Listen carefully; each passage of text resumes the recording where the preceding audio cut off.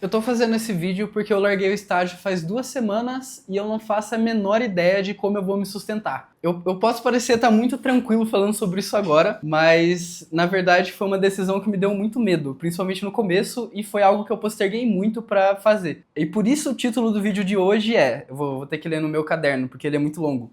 Eu vi em um Reels esses dias aí. Você é uma consciência dirigindo um esqueleto de carne feito de poeira estelar, vivendo numa rocha que gira pelo espaço. O que eu quero dizer com isso e por que eu vou gravar esse vídeo? Eu tô tendo um problema específico com o mundo corporativo. Pra quem não sabe, eu faço... Pra quem não sabe, né? Ninguém que vai assistir esse vídeo sabe. Eu trabalho com marketing, eu faço faculdade de marketing. Então, o meu último emprego, que eu larguei recentemente, eu estava dentro do time de marketing, mais especificamente na parte de eventos de uma empresa internacional. E como eu me sentia, por que eu resolvi deixar o meu estágio? Eu me sentia como se eu estivesse fazendo alguma coisa que não era para mim estar fazendo, ou como se eu realmente não me importasse nem um pouco com o que eu estava fazendo.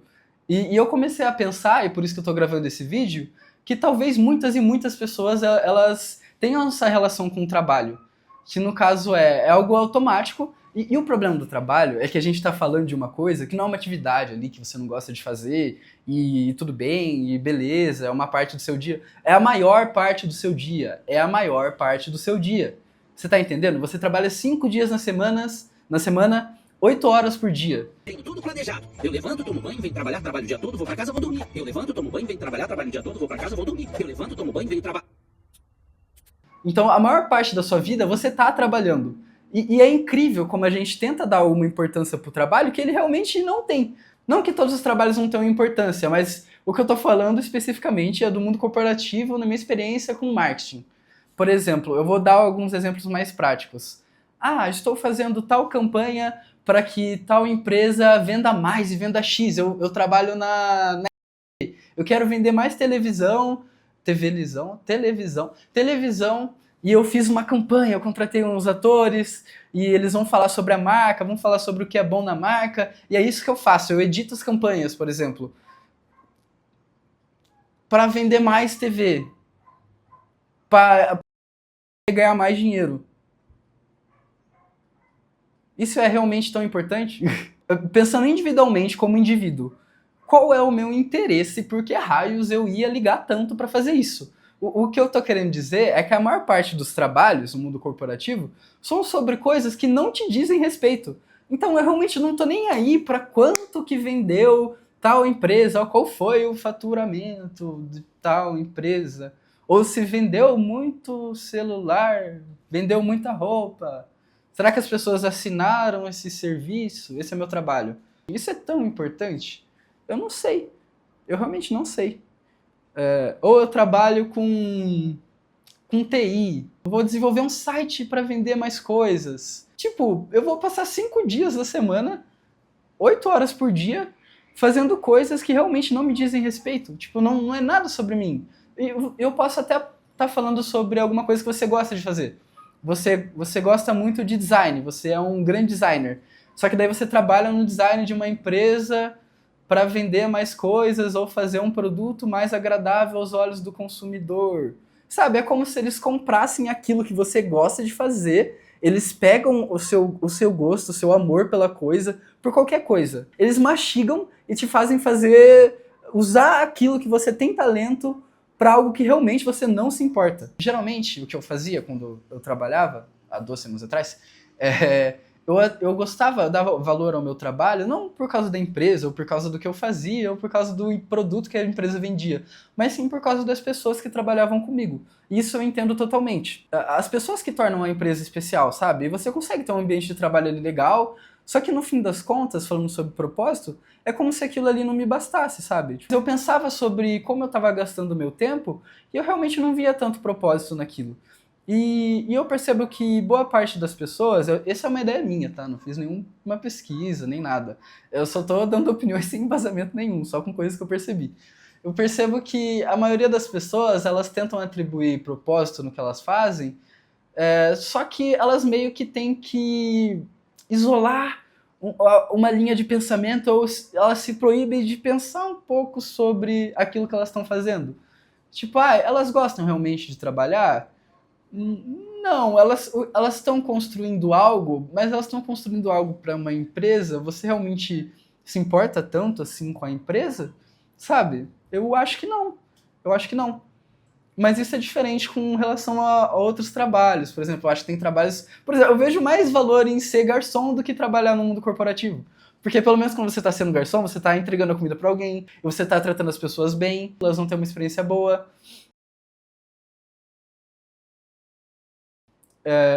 Sei lá, pra mim é algo mais palpável, sabe? Algo mais humano, algo que tem mais propósito do que ficar o dia todo no computador digitando coisas ou mandando e-mail para pessoas que você realmente não liga. Tipo assim, realmente não tem tanta importância assim o desempenho no quarter de tal empresa que você trabalha. Tem tanta importância assim? Eu queria entrar numa parte mais psicológica do vídeo agora, que é sobre propósito e também sobre a nossa percepção de realidade. Aí você pode pensar, mas você está tendo uma... Você está sendo muito, às vezes, infantil ou idealista, ou você está viajando demais. É como se fosse um assunto proibido. Falar sobre isso, que a gente vive a maior parte da nossa vida no automático, fazendo coisas que a gente realmente não se importa, sendo que a gente mora num planeta Terra, que é uma bolinha de água, uma esfera de água que fica girando em órbita, enquanto somos apenas esqueletos de carne que andam por aí. E fingem que as coisas que a gente faz são realmente muito importantes, quando elas não são, sabe? Eu acho que, igual eu falei, as pessoas têm que buscar propósito. Não, nossa, às vezes eu falo como se eu soubesse de tudo. Mas eu estou falando algo que estava dentro de mim por muito tempo, que eu fui lá e soltei agora. E tem algumas cenas que eu consigo lembrar, assim, uma em específica do filme Soul, que eu não assisti o filme Soul, tá? Tá na minha lista, eu ainda não assisti. Mas é uma específica que o cara, ele tá no escritório trabalhando, igual eu ficava a maior parte do tempo, e do nada ele tem um estalo de consciência em que ele lembra que ele tá vivo. Daí ele quebra o PC e fala, eu tô vivo, eu tô vivo. What am I doing with my life? I'm alive! I'm alive! Free yourself! It's beautiful! Essa é uma cena que representa muito bem o sentimento de... E qualquer pessoa pode fazer isso. Enquanto você tá lá no meio do trabalho, você pensa, mano, o que eu faço é realmente importante? Eu sei que, pô, a gente tem que pagar conta e não sei o que, não sei o que lá. Mas eu tô falando sobre um sentimento. Eu não estou incentivando todas as pessoas a largarem seus empregos e nem fazendo nada do tipo. Eu só tô falando que eu acho que é um sentimento proibido, algo que as pessoas pensam, só que elas evitam pensar, porque geralmente pode gerar ali, sei lá, tristeza, falta de propósito, ou elas não podem pensar sobre o que elas fazem, elas só têm que fazer e continuar no automático. Tem essa cena do filme Soul, que ela é muito boa, que ela representa exatamente como eu me senti em dado momento quando eu comecei a pensar sobre o meu trabalho, sobre o que eu queria fazer. Também tem como fazer alusão a o filme 500 Dias com Ela, que o cara ele trabalha como redator de cartões comemorativos. Ele não se importa muito com o trabalho dele, ele realmente não liga, o sonho dele é ser arquiteto. Para perceber como ele gosta de ser arquiteto, a maior motivação dele não é dinheiro. Eu acho que a maior motivação nunca é dinheiro. Para algumas pessoas é. Na verdade, eu tenho um pouco de... Não pena, mas eu tenho um pouco de... Eu tenho um pouco de dó de quem o maior objetivo da vida é dinheiro. Realmente esse é o seu propósito. O seu propósito é dinheiro. Sabe?